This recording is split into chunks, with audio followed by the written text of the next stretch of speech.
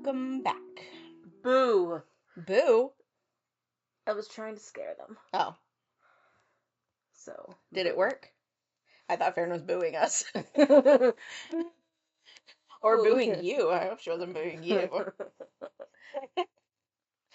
No, I was trying to scare you. Oh. I hope you guys recovered quickly from that terrifying scare that you just received.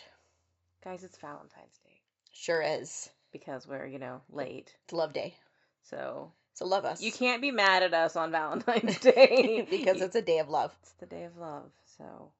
It's 100% my fault, as usual. But that's okay. You know what? Because I am who I am. So. Yeah. Yeah. I was going to say something, but I lost it again. You should remember it really quick. It probably wasn't anything important. It was probably a lie. I mean, usually, I try to exclusively tell lies. I know. So. Mm-hmm. Yep. Well, it's 2 more weeks to your birthday. It is 2 more weeks until my birthday. And possibly you're getting some presents. I would like to think so. I would like to think that the people in my life want me to have a present for my birthday. It could be. It might be possible. And maybe some tacos. Perhaps. Perhaps tacos are in your future. My Magic 8 Ball said that tacos and Buc-ee's are in your future. Well, you better cross your fingers and your toes. Okay, done. Okay. All right, great. What else? I got some tasty treats for Valentine's Day from some stinky kids. I did not. Well, you're not there consistently, maybe. That's the word I was looking for. They never know when to expect you. They could have at least drawn me some Valentines. Well, I don't know that they're really drawers.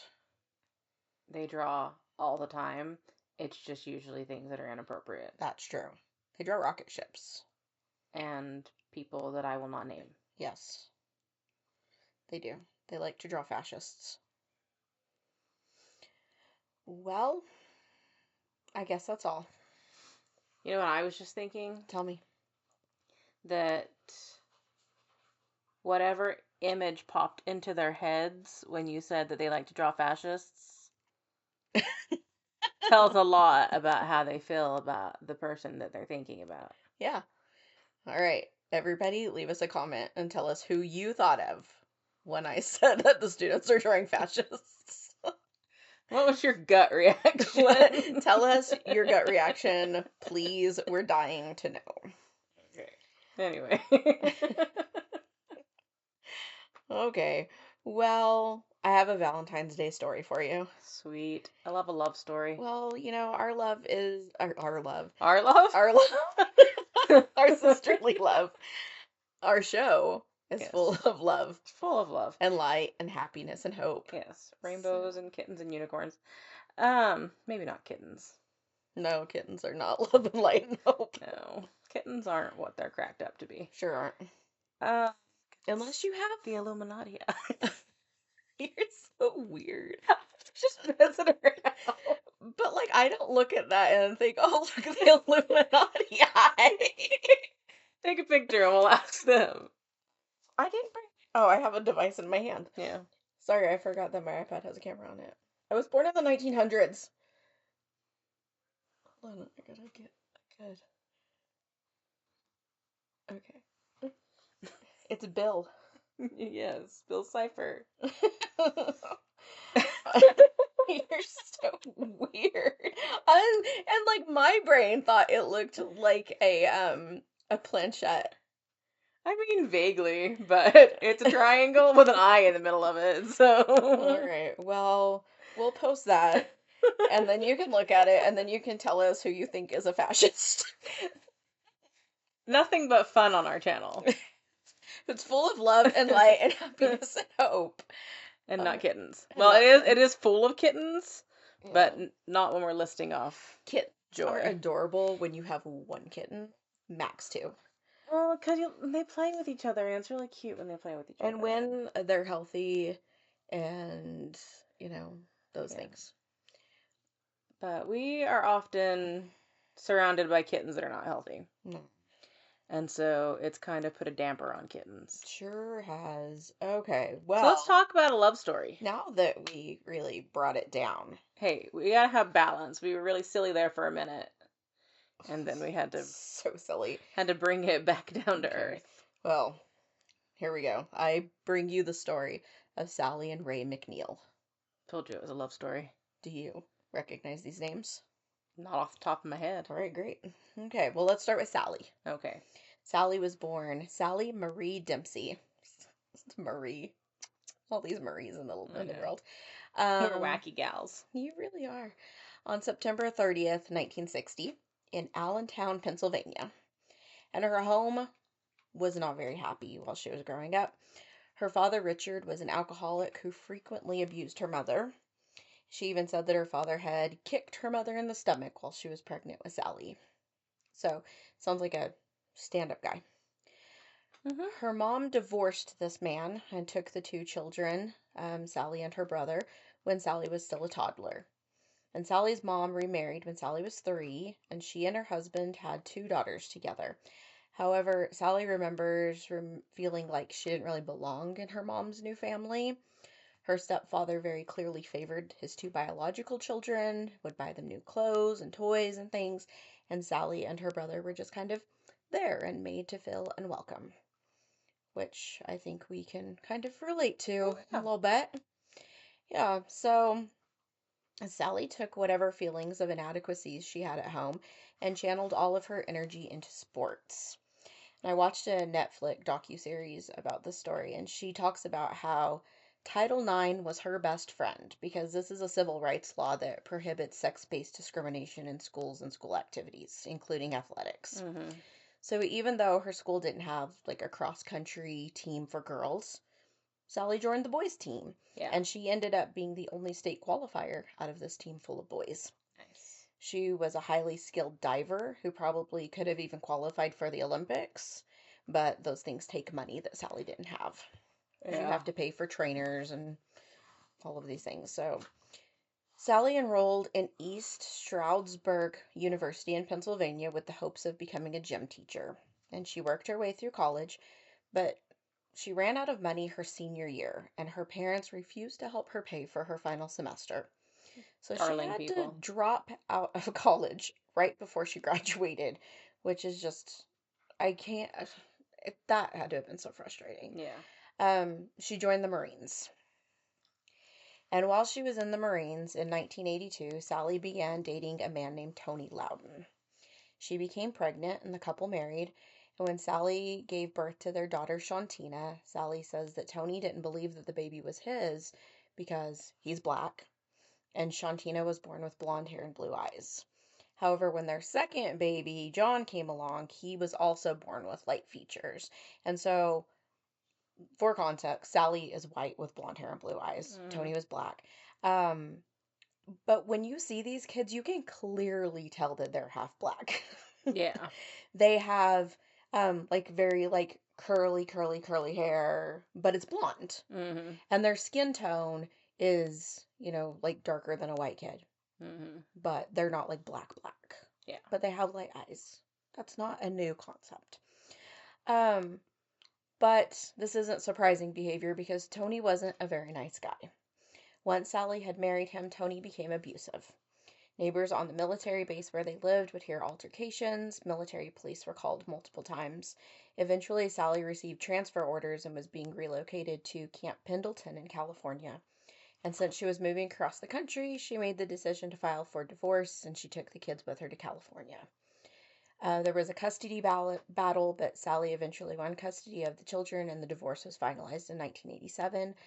I guess at the time, she had also been pregnant with a third child, and she gave that baby up for adoption.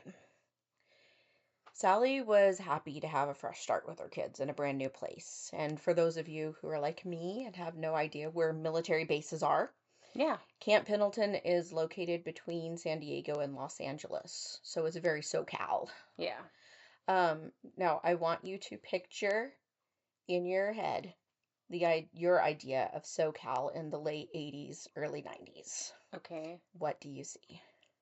Barbie and Ken roller skating, Yes. blonde hair and tans. Yes. Uh-huh. Those are pretty much the things I have on here. I've got beach blonde, frizzy hair, neon spandex, dangerously dark tans. I was thinking more like swoopy hair. Oh, I was thinking like frizzy permed hair. Yeah, I was thinking like overbrushed, swoopy Kelly Kapowski-esque kind of Oh, hair, yeah, and but even bigger. I was thinking of like fried, bleached, permed frizzy hair. I also put rollerblades on I here. didn't know if rollerblading was a big thing then, and I so I don't went know with roller either. skating. Yeah. I just am picturing like spandex, fanny packs, Yeah. rollerblades. So the other thing that you might picture at this time in history in this context, especially if you're part of our family, is bodybuilding. Yes. Muscles. Yes. And it is here that Sally McNeil was introduced to the sport of bodybuilding. Dun dun dun. Yes, exciting stuff. Why is my phone buzzing at me? My watch. It's probably telling me to stand up. Oh no. It's telling me to walk. I don't want to. I'm doing something. Mine doesn't tell me to walk. Well, it's because I have an app Oh. that I was trying to use to get myself to walk more, and so far it's not working. Oh. Yeah, because I just ignore it. Yeah. I was thinking the other day, I really need to go back on my ADHD medication because things are rough these days. All right, so anyway, watching this Netflix docuseries I was telling you about was interesting because it talked about kind of the evolution of bodybuilding. Uh-huh. And of course, essentially, it was a man's sport. Of course. And Arnold Schwarzenegger kind of made it more mainstream, and Lou Ferrigno, those men. 1977 was the first bodybuilding competition for women, and it was a regional competition in Ohio.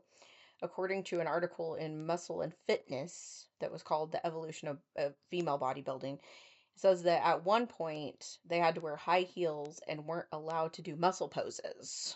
No. Yeah, and so like it also wasn't just a traditional beauty pageant because Mm-hmm. they were judged on their muscle definition. Yeah. It kind of had to do with like diet and exercise, really was what the competition was more like. Yeah. In 1980, the National Physique Committee, or NPC, and the International Federation of Bodybuilders officially recognized female bodybuilding competitions, and the first Miss Olympia was held in 1980. And at this competition, they did not wear high heels, and they were allowed to do the muscle poses. Muscle poses are crazy. Um, uh, for those of you listening at home, fairness to some muscle poses. Okay, let's do a pre-K pause here. I we have an uncle who was a bodybuilder at this time in history. Yes. And this was I think part of my childhood trauma because I mean, okay, I want everybody to picture bodybuilders and you see like the greased up like really dark like spray tans and it's like teeny tiny underwear, and our uncle would have these professional bodybuilder pictures taken, and then he would put these pictures in his Christmas cards, and then our grandmother would put these pictures on her refrigerator. And so Her little every time you went to shelf get thing. something out of the refrigerator, you saw a picture of your uncle in his Greased up in and his his tarantaran. teeny tiny panties. And it's yeah, trauma. Yeah. Okay, well, anyway, so let me figure out where I was. Um, okay, so at the Miss Olympia 1980, they were able to do their muscle poses. But even still, these were still almost glorified beauty pageants because men didn't want women to be big and muscly. Mm-hmm. And this is man's world, and we just live in it. Okay? Yes. And so they claimed that this would be a threat to culture and the quote cherished ideals of womanhood. Oh, okay. Yeah. Mm-hmm. And so I'm like, it's 1980. Women were not wearing high heels and skirts to vacuum the house anymore. No. So if you look at the women who They competed were in, wearing really high-waisted jeans, or they were wearing like a jumpsuit or leather skirts. Yes, to vacuum the house. that's right. Um, let's see. Oh, and like the t-shirts with like the necks cut out of them so that Mm-hmm. it like falls off of one shoulder. Yeah. Uh-huh. Huh? It was a wonderful time to be alive. It's a frightening time to be alive. Uh, and so again, if you look at the women who competed in these competitions, it's more like lean muscle. Their abs are defined, their biceps, whatever, but they're not bulky like what you think of in terms of modern bodybuilding. And eventually, it did evolve into the extreme muscle gain that we see in men's competitions. So back to Sally. She was still a Marine. She had become a sergeant. And when she discovered bodybuilding, she was already like this athletic, competitive person. And so this was like right up her alley. So she started working out every day and focusing on building her muscle. When she was interviewed for the Netflix series, she was talking about that she was working out in her sweats, like in the gym on base or whatever. And Marines had come in and were razzing her a little bit, and like saying something like, "Oh, you know that the competition isn't just a bikini contest, right?" And so she took off her sweatshirt, and they were just like, "Whoa, we didn't know you were that muscly under Never mind. there." And so on Valentine's Day, 1987, Sally competed in her first bodybuilding competition, which was the U.S. Armed Forces Physique Championships. She placed fourth, but she went on to win it twice in the next couple of years. Also in 1987, Sally was introduced to a fellow Marine who had just returned from being stationed in Okinawa. His name was Ray McNeil. He was also a sergeant and he was also a bodybuilder. How coincidental. Right. And she said that it was lust at first sight. Oh my goodness. She said not love, lust. Totally. Ray had been born, ma'am, with Sorry. your crinkly bags. I need a Starburst really quick. Okay. Paper, paper, paper, crackle, crackle, crackle. Paper noises. Paper noises. All right. Okay. Okay, Ray. He'd been born December 16th, 1964 in North Carolina. And I couldn't really find anything on his life other than what Sally talks about in the Netflix series. She said that his mother gave him up for, well, I don't know necessarily adoption, but she gave him up when he was 2 weeks old and his aunt took him in. Mm-hmm. And he had confided in Sally that there was another boy who lived in the house that sexually assaulted him when he was a child. And so Ray and Sally kind of bonded over their traumatic childhoods and bodybuilding and marining. And they got married after just 2 months of dating, and they moved into an apartment in Oceanside, California, with Shantina and John. All right. They also started competing together in bodybuilding, and they were well known in the bodybuilding community. They were like the first husband and wife that competed in these events, and they were both like winners in these competitions. Their muscles just kept getting bigger and bigger. Mr. and Miss Universe. Yeah. So John and Shantina both recall feeling embarrassed when they'd go out together as a family in public because at this point, Ray was huge. Yeah. And of course, it's late 80s, early 90s. We kind of already touched on this, but it was all big hair and spandex. And of course, Ray is wearing those like teeny tiny tank tops that don't really cover anything up. Yeah. And people would stare. Sally and Ray were a mixed race couple, and the kids were also very clearly mixed race, and so they stood out to people. Right. And Ray and Sally ate up the attention. They'd flex and pose for pictures, and being little kids, and Shantina was like preteen. This was like mondo embarrassing. Mm-hmm. However, they were also proud of their mom, and they attended all of the bodybuilding competitions and knew their way around backstage at all these events. And John even talked about how he'd think that the women were pretty and he'd follow them around the venues. And Mm-hmm. so in 1990, almost in 1900, 1900. In the 1900s. In 1990. Back in the late 1900s. Yes. Sally was demoted from her rank as sergeant due to continuously poor behavior. She had anger issues, violence, she was prone to lashing out, and at this point, Sally and Ray both wanted to become pro at bodybuilding, which is apparently no easy feat. And I guess it's pretty hard to make the transition from competing as an amateur to becoming a pro with sponsors and all those kinds Mm-hmm. of things. But Ray made the leap, and in 1991 he left the Marines and he competed in the NPC California Championships, the IFBB, which was the international bodybuilding thing, and the North American Championships, where he won the heavyweight and overall titles. And in 1993, he competed in the Mr. Olympia competition, which is like the pinnacle. Like, it's like, this Mm-hmm. is, and he placed 15th.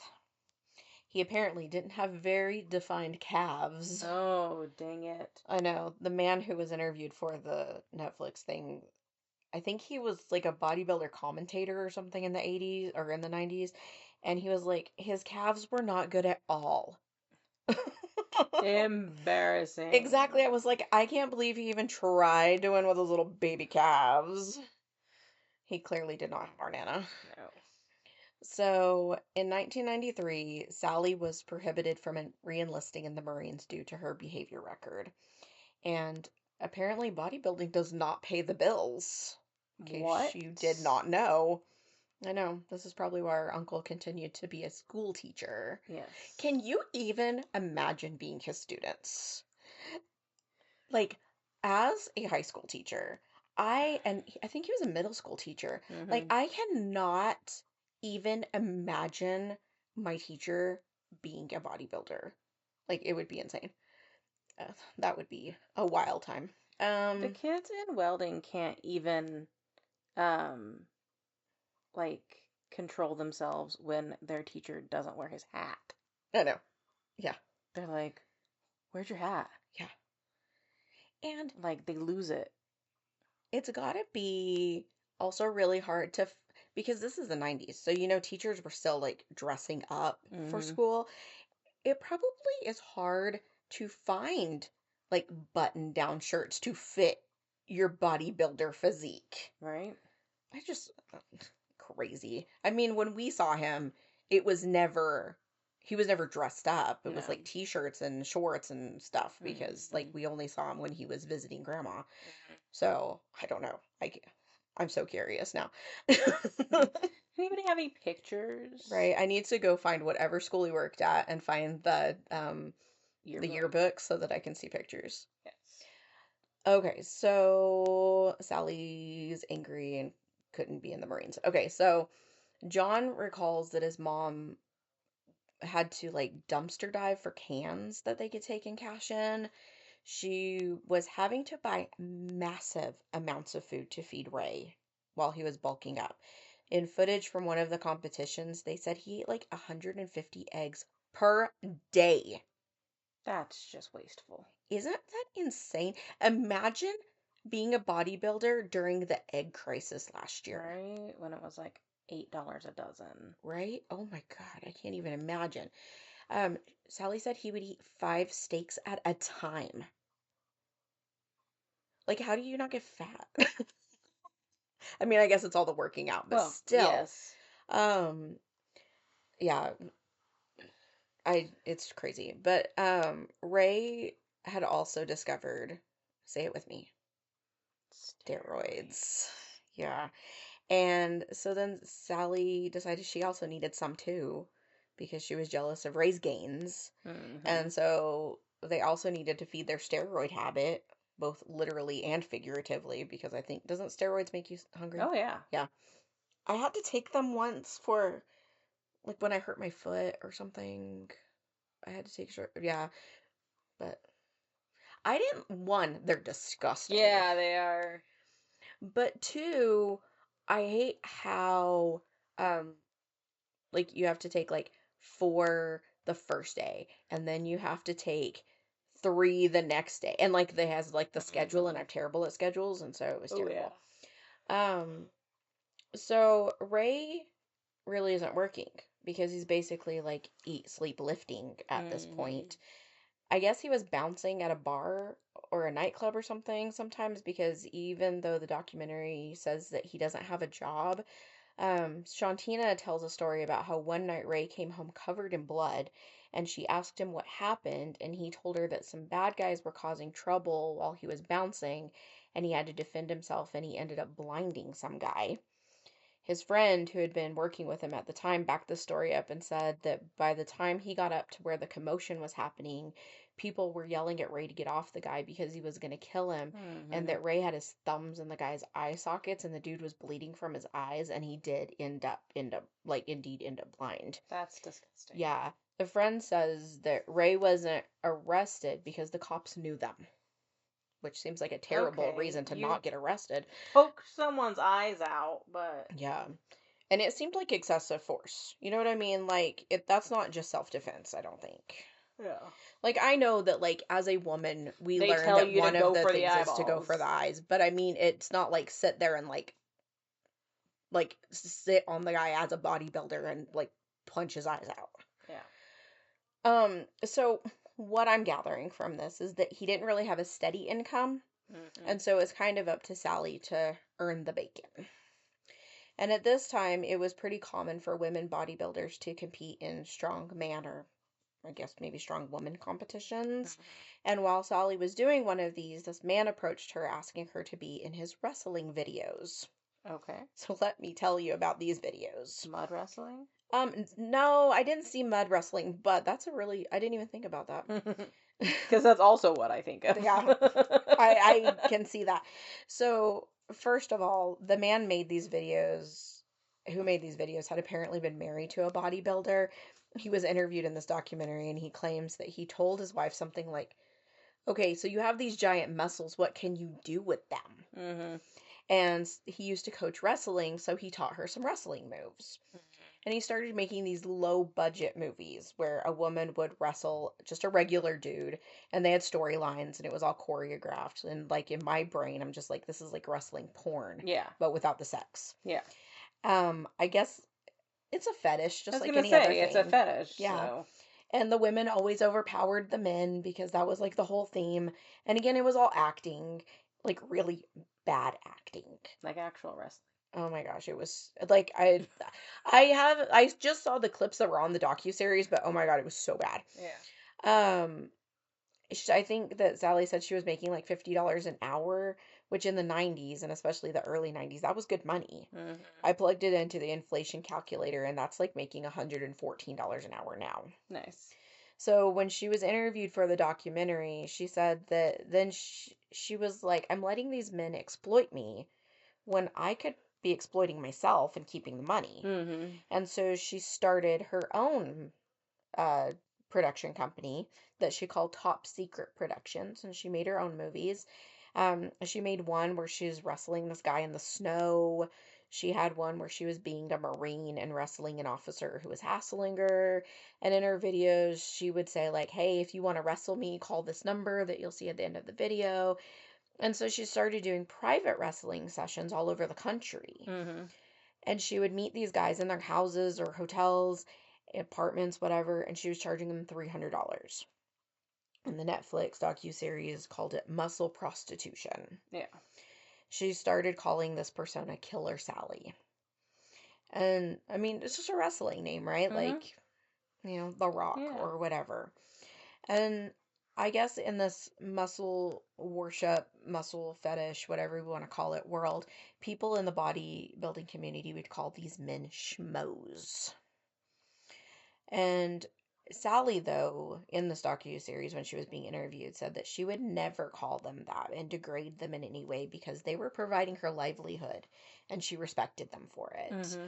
And she was like, that was a really degrading name and I'm not going to do that.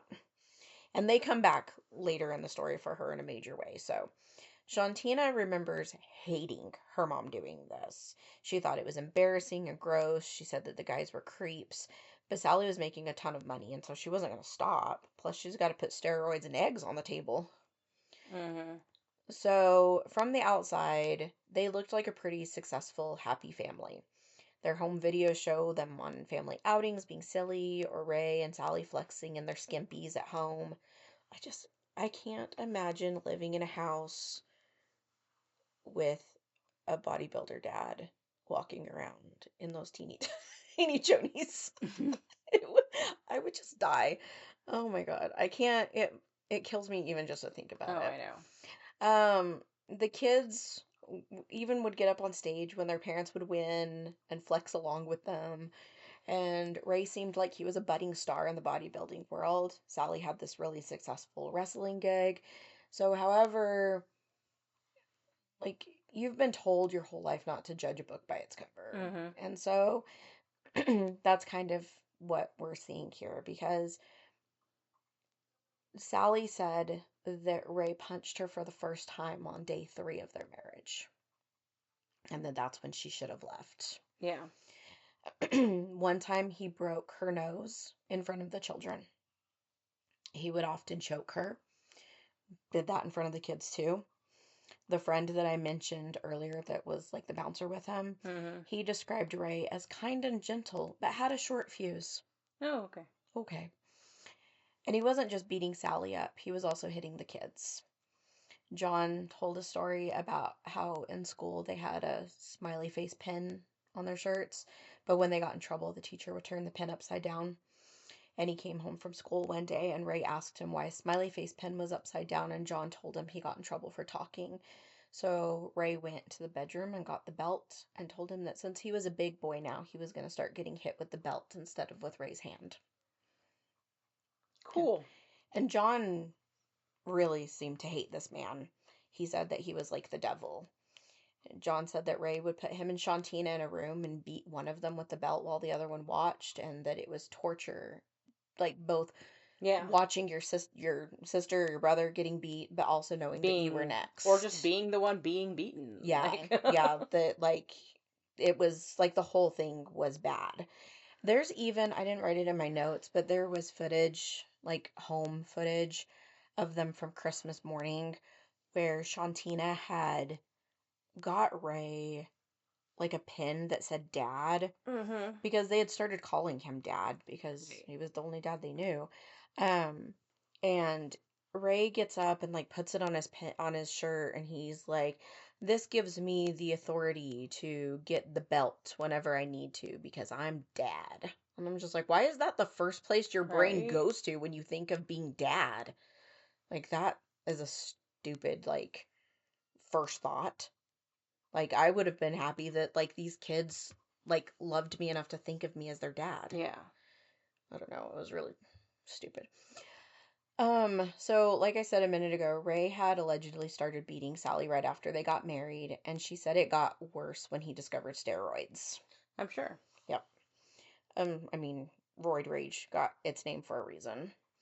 I guess the time after he broke her nose, they were still in the Marines and living on base, and he got arrested and put in the brig. But then he was released and he beat her senseless until she agreed to drop the charges. And she said her commanding officer was mad at her for dropping the charges, but then she was mad at them for releasing him from jail. Mm-hmm. But of course, as the trope goes, he'd send her flowers and apologize and beg forgiveness and swear he would change. And she said that then he would rape her because he would claim that that was proving to him that she forgave him. Yeah. Yeah. Cute. Yeah. So Shantina says that she felt like her mom was choosing Ray over protecting her and John because Shantina would beg her mom to leave Ray and never could understand why she wouldn't leave. And she would be like, he's not our real dad. Like, we can leave. Mm-hmm. And then poor Shantina, like, this whole, like, every time she's interviewed for this series, it, like, goes back and forth because she's like, this is my dad, but also, can we leave him because he's terrible, but also I love him because he's my dad, and, like that conflict that you have as a child. And a friend of Sally's said that Sally confessed the abuse to her only because, like, she would question Sally, like, where did you get the bruise? Why is your arm in a sling? Why is your nose broken? You know? And that Sally, she would tell her, like, you need to leave this guy. And Sally would tell her, but when it's good, it's so good. And she was like, yeah, but when it's bad, it's so bad. Yeah. And I guess this was the only friend that she confessed to because she was ashamed to tell people what was going on. And not only was Ray beating her up and hitting her children, he was also having affairs, which he did not hide from Sally.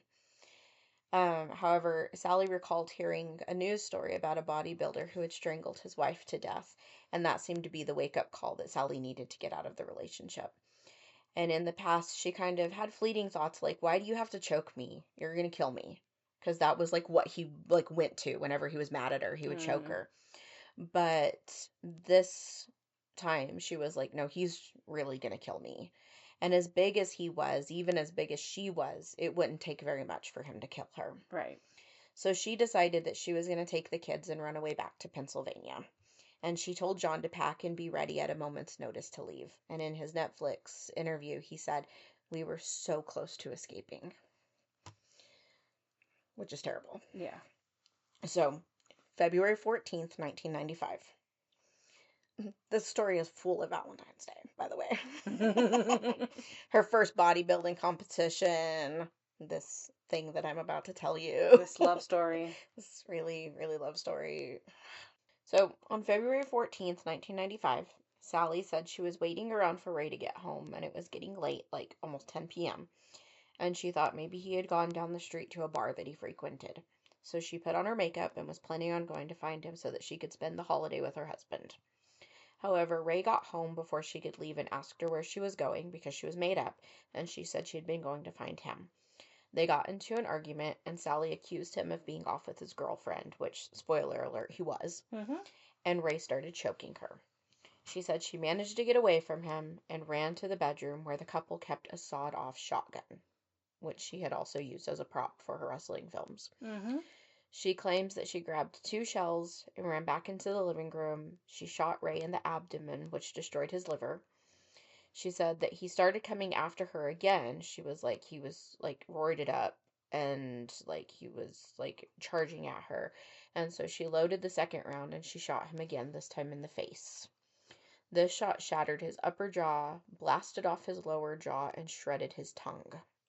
Delicious. Yeah, and if that isn't bad enough, Shantina and John were both home and in their bedroom. Shantina recalls hearing the sounds of Ray choking her mom and then the sounds of the gun, but she didn't know that the sounds were gunshots.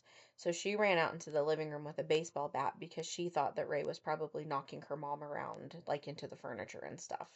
And so she was going to scream at them to stop fighting, but instead she ran into a very gruesome scene. Yeah, I would say so. Sally called 911 herself, and on the call you can hear her tell the operator that she had shot her husband because he was beating her up. And in the background you can hear Shantina screaming and crying.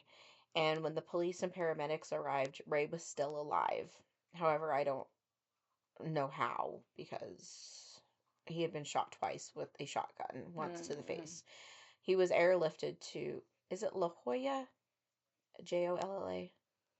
I say La Jolla, but sometimes regionally people pronounce things funny. Yeah, but anyway. That place. That place. And he died a couple of hours later from his injuries. In his autopsy, they found 5 steroids in his system. Sally was drug tested, and there was 1 steroid found in her system. Sally and the children were taken to the police station. Police informed Sally that she was going to be charged with murder because Ray had died. They let the children come into the room to talk to her, and the footage from the camera in the interrogation room is on the Netflix docuseries. And Shantina asks Sally if she's in trouble, and she says that she is. And poor little John, he was only 9 at the time.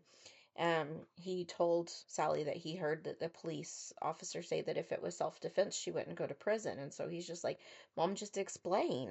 Like, just tell them that, it was self-defense, and then everything will be okay.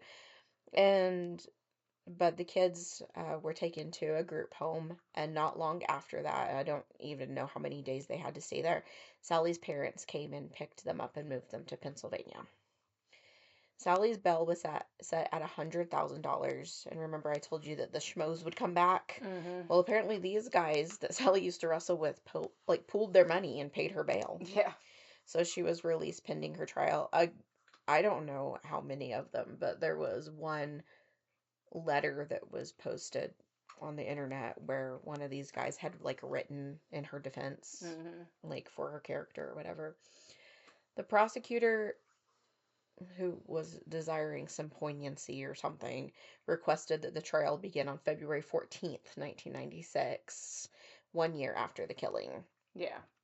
Sally was assigned a public defender because she couldn't pay for a private attorney, and his defense was battered woman syndrome, which is considered a subcategory of PTSD. And many of the symptoms of BWS overlap with PTSD. Google AI gives us the definition of battered woman syndrome as a psychological condition developing in individuals experiencing long-term intimate partner abuse, characterized by symptoms similar to PTSD, such as intense fear, learned helplessness, and cognitive impairment. And then there's a cycle of tension building where there are minor incidents of abuse, and then where the victim's trying to like placate the abuser so that it doesn't escalate. Mm-hmm. And then there's acute battering phase where the major violent abuse takes place, that's followed by the honeymoon phase where the abuser is, buying the flowers and swearing things are going to change. And symptoms of battered women syndrome include chronic anxiety, depression, guilt, low self worth, a sense of hopelessness, nightmares, numbed responsiveness, hypervigilance. It can also be characterized with, or like you can see people with chronic pain, migraines. Mm-hmm. And unfortunately, some women feel like they don't have any other choice than to resort to violence to escape these abusive relationships. Right. And in the series, they were talking about how, at this time in history, you were seeing a lot of this because there was, um, Lorena Bobbitt and, my brain stopped working. I didn't write it down. Anyway, You had us at Lorena Bobbitt. I had Lorena Bobbitt. Let's see. So the prosecutor for the case was trying to prove that this was premeditated and that Sally knew that Ray had a girlfriend. She knew he was going to leave her, and so she killed him. And he also rejected the battered women syndrome based solely on the fact that she was a bodybuilder, saying that she was, quote, too strong to be battered. It doesn't really matter how strong you are. You can be abused. Yeah. No matter who you are. Yep. Like Being never mind. buff doesn't excuse you from getting abused. Yeah, no kidding.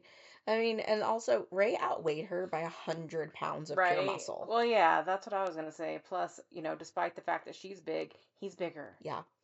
And he brought up Sally's violent past behavior that got her kicked out of the Marines and said that a violent person can't be a victim of violence. Also not true. Nope. So this prosecutor was just like the most misogynistic dude anyway. Every time he was on the docu-series, you could tell he was just a slimeball. Yeah. But slimeball or not, forensics was also not on Sally's side because remember she claimed that she went to the bedroom and grabbed the shotgun and 2 shells? Mm-hmm. When she reloaded the shotgun in the living room when Ray was coming after her, like she claimed, the spent shell should have been in the living room. But they found the spent shell in the bedroom, indicating that Sally had run back into the bedroom to get another shell and reloaded in there. Mm-hmm. Blood spatter also indicated that Ray was on the floor when he was shot the second time. Because it was like if he had been standing up, the blood should have been like on like the outside of the lamp shade where it was found, but instead it was on the inside, like it had Plus, like come there's out. gonna be voids, and there's gonna be like the direction of the blood, Right, and yeah. all of that is gonna tell you, where he was when the shot happened. Exactly. So, of course, the media loved this case. There were so many chances for stupid headlines. Well, it's a love story. And she was labeled the pumped up princess and the brawny bride. Ooh. Yeah. So despite her defense attorney urging her not to take the stand, Sally chose to testify on her own behalf. Her attorney was interviewed for the docuseries and said that he knew that the jury needed to see Sally as a battered woman for their defense to work. But when she took the stand, she became like a good Marine. And she was answering all of her questions, yes, sir, and no, sir, like very like straight forward, like zero emotion. Right. And then the name Killer Sally really came back to bite her in the butt in the worst way because during cross-examination, the prosecutor asked her if she went by that name and she said no. But her attorney explained that to Sally, the persona of Killer Sally was like her wrestling acting persona. It wasn't Mm-hmm. who she was in Right. her everyday life. But the prosecutor used this as a way to call her a liar. Ooh, biscuit time. Good. I was getting hungry. So there were so many other negative things that came up about Sally because you know that when there's a murder trial, everyone's going to be digging for dirt. Mm-hmm. And Sally did seem to be a pretty violent gal. And am I saying she wasn't a battered woman? No, Absolutely no. not. But one of the Again, you can be a jerk and get abused. oh, absolutely. You can be an abuser and get abused. Mm-hmm. One of the stories that came out was that Ray was having an affair with another female bodybuilder, and during a competition, Sally grabbed the woman by her hair and punched her repeatedly until someone pulled her away. She was banned from competing for a year following this incident. She hit her ex-husband in the head with a metal pipe that resulted in him getting stitches. Apparently, when she and her husband were getting divorced, John and Shantina were in the custody of the court because the house was so tumultuous. There were many reports of child neglect. Once Sally and Ray were married in California, neighbors would call the police because they could hear the fighting and how violent it Mm-hmm. was. The children were reported as never being dressed properly for the weather. They were always dirty and wearing dirty clothes. Shantina was often alone and unsupervised because Ray and Sally would be at the gym forever, and like keep late Mm-hmm. hours. There was a story that Ray had moved out for a couple of weeks and came home to retrieve the rest of his stuff, and when he and his friend went back down to leave in the truck, Sally ran out on the balcony and threw a 70-pound barbell down onto the truck while the men were in it, followed by her throwing two 20-pound dumbbells into the car. Following this incident, the kids were placed into another home. Another time, Shantina called 911 to say that she had been left at home alone and was scared. And when police went to do a welfare check, Sally was home but refused to allow the officers to speak to the children. And she ended up having a physical fight with both of the officers and was arrested. The kids were put into foster care for a year following that incident. After, another time, the children's father came to visit them, and he claimed that he got into an argument with Sally because he was worried about the condition of the house and the general welfare of the children, and that Sally punched him, ripped his necklace off of his neck, and then smashed his car windows in with a metal bar, and that she got a gun out of her truck, and so he ran away to call the She police. sounds like a sweetheart, honestly. She really does. I told you this was a very love story. Yes, she's just a little kitten. Yes. A sweet little baby kitten with really sharp claws. Um, Ray's gym buddy and fellow bouncer Lloyd Jenkins testified at the trial against Sally. He said that he had lived on and off with Ray and Sally during the marriage and witnessed over 25 episodes of violence committed by Sally against Ray. He testified that he had witnessed Sally punch Ray, destroy property. He said she threw a video camera, VCR, and CD player out of a window at Ray when he was trying to leave their apartment. Anytime Ray would try to leave, Sally would jump on him and try to force him to stay. She threw a TV out of the window one time and told Jenkins that it was because Ray screwed some girl. He also corroborated the story about the barbells being thrown onto the truck. Um, but it also seemed pretty well known that Ray had decided to leave Sally for this other woman and was indeed with her on the night of Valentine's Day. There was footage from the interrogation of this woman, and she said that Sally had called her once and told her, "Are you a member of Gold's Gym?" "No, you're not." And told her that if she showed up there again, she was going to beat her up. Which, in Sally's defense, I'm sure a lot of women would say the same thing if they found out their Right. husband was having an affair. Right. Um, She's justified in being angry. Absolutely. And in Sally's defense, Ray should have just left her. If he didn't want to be married to her anymore, he should have divorced her instead of just coming back over and over again and having these numerous affairs. But then again, Sally was making a ton of money off of her wrestling and paying for all of his steroids and his gym memberships and his competition fees, and so he probably didn't want to lose his cash cow. Right. Sally didn't really have anyone to come to her defense. She had one friend, the one that I was talking about earlier that she had confided Mm-hmm. in. Poor little Shantina testified for her mom. She said that she heard the sounds of Ray strangling her mom that night, and she knew the sounds because it happened so often that she was familiar with it. That's sad. I know. She became emotional because, of course, she did, because she's a little kid testifying in court after her mom killed the person she considered to be her dad, but she had Mm-hmm. also endured abuse herself at the hands of this man. So the defense attorney asked that she be excused, but when she was interviewed for the docuseries, she said she was so upset about that because she thought like they weren't asking her enough questions or the right questions for her to fully explain what happened. And little John, as an adult, he said that he was so upset that they didn't give him the opportunity to testify because he said he wouldn't have cried at all. He just wanted to help his mom. Yeah. But again, the prosecution argued that Sally knew Ray was out that night with this other woman, and in a jealous rage, she shot Ray. And unfortunately for Sally, the jurors also believed that. And on March 19th, 1996, Sally was convicted of second-degree murder and was given a sentence of 19 years to life. Of course, she appealed her sentence because everybody does. It's your right to do that. Right. In 2005, the Supreme Court upheld her sentence after evidence showed that the fingernail strangulation marks on Sally's neck the night of the murder were most likely self-inflicted because Ray's nails wouldn't have been long enough to cause them. So John and Shantina stayed permanently in Pennsylvania with their grandparents. John said that despite the fact that they had been alcoholics during Sally's childhood, that they had gotten clean and were stable, loving grandparents to John and Shantina. Good. As children, their grandparents would take them to California to visit their mom once a year, but eventually they stopped. Shantina talked about, being embarrassed, like telling her friends that she was going to visit her mom in prison and had to explain why her mom was in prison. Plus, they were growing up and they were busier and, and Right. even Sally was like, they had lives outside of the prison walls. Like, I couldn't expect them to, stop living just because I was here. They both grew up to join the military. Sally went before the parole board multiple times and was denied parole each time. She claimed that it was because she maintained that she killed Ray in self-defense, and that it wasn't until the last parole hearing where she says that she told them what they wanted to hear, was she granted parole. So the transcript from the hearing, this last parole hearing, is on the internet, and she admits that the marks on her neck were probably from wrestling the day before, and that when police saw them, she let them believe that they were from Ray.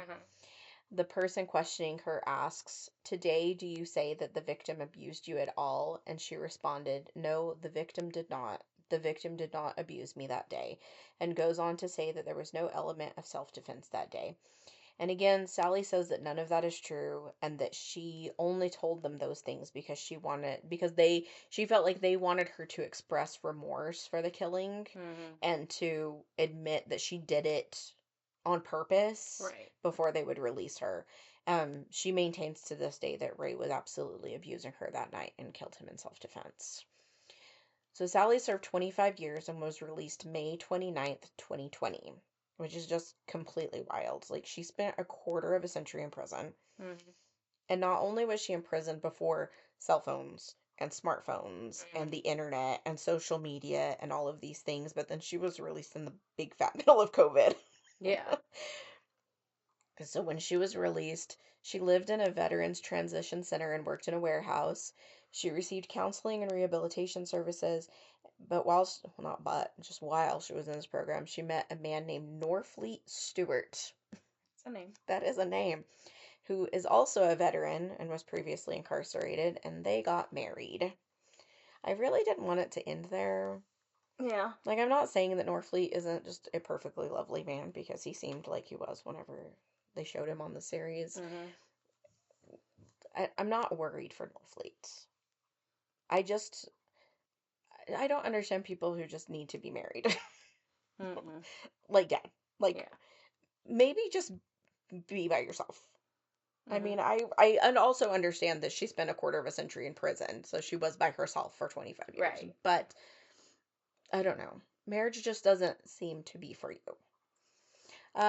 This is where the docu-series ended. She was reunited with her children. Things seemed to be looking up. John walked her down the aisle when she got married to this Norfleet man. Norfleet. It's a name I've never heard before. No. But unfortunately, the story isn't quite over because more tragedy struck this family. Sally's son John was murdered on February 28th, 2024 during an altercation in the street with another man. John had been in the Army for 11 years and was a Special Forces weapons sergeant, had been deployed to Afghanistan 5 times before being medically discharged in 2016. And on the docuseries, he talked about this and said that he deployed as many times as he could until he just couldn't anymore. Um, so, of course, this probably alone gave him severe PTSD. He already had PTSD from his childhood abuse and his Right. mom murdering his stepfather and all of the times that he spent in foster care and all of the things. He had been married and had 3 children, but he did admit to having some drug and alcohol dependency problems. When he was murdered, he was living in Georgia and was listed as homeless. A man named Robert Ward was arrested and charged with his murder. That's all pretty sad. Yep. But from what I found out about Sally and Shantina, I think they're both living in Georgia. There was some controversy again with Sally when John was killed because she started a GoFundMe for his funeral, even though the funeral was going to be paid for by the military. But other than that, it seems like she's living a quiet life with Norfleet, and I hope that she's being a grandparent to Shantina's and John's children. A woman, I say a woman because the name was spelled Leigh. Yeah. Kind of Lee. A person. A person named Lee Goodmark wrote a book called Imperfect Victims, Criminalized Survivors, and the Promise of Abolition Feminism. And she highlights Sally's story in this book because, again, the prosecutor in her case and the media, everybody had this whole idea that because she was strong meant that she couldn't be a victim of abuse. And because she, maybe was also a little bit of an abuser, meant that she couldn't be an abuser or couldn't be abused. So in this book, Goodmark talks about how society wants a battered woman to fall into this stereotype of being like meek and weak and not fighting back. And Sally's the exact opposite. She was a Marine. She was muscular. She was the family's breadwinner. She wrestled men for money. She fought the police and women who she perceived as threats to her marriage. She talked tough. The prosecutor called her a bully and a thug during the trial.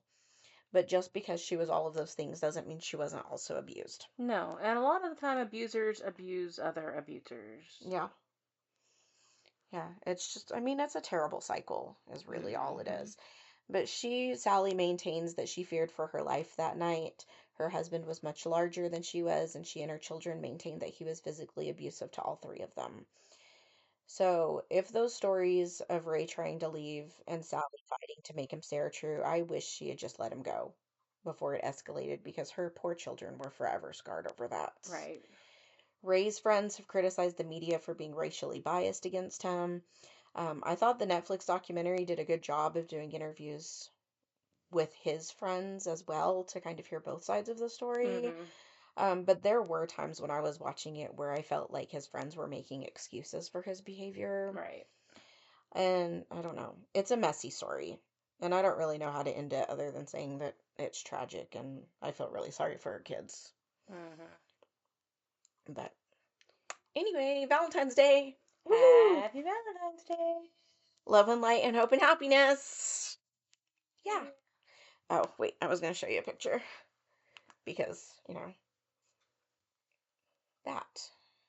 Let's see. Ray and Sally. I had it on the computer, but then I closed it. They're not quite what I pictured. I mean, I had pictures in my head of... But, like, ooh.